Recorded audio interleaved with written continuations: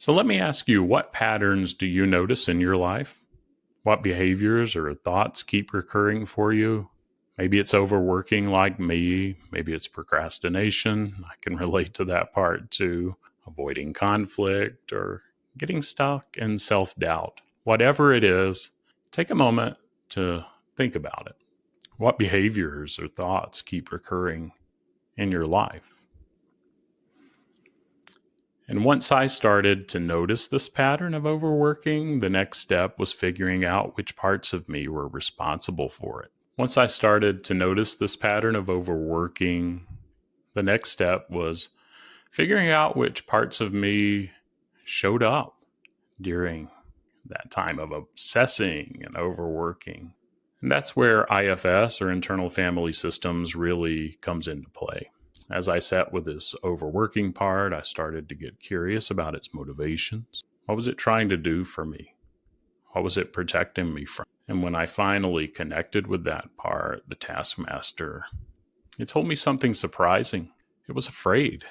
It was afraid that if I didn't keep pushing myself, if I didn't keep achieving, then I wouldn't be enough.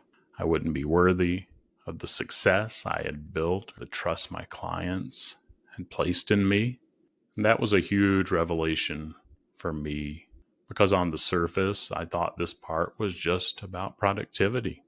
But underneath that, it was driven by fear and a need for validation. That's what IFS teaches us. These parts that seem so rigid or demanding, like my taskmaster, are usually trying to protect us from something deeper.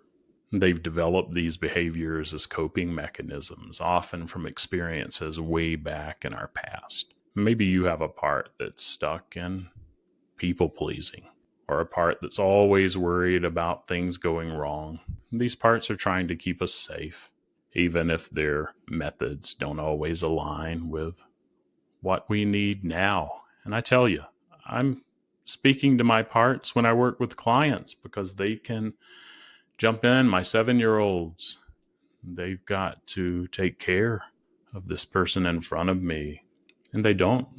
If they could trust and just go play and be 7-year-olds, I'm driving the bus. Something bigger than me is driving the bus.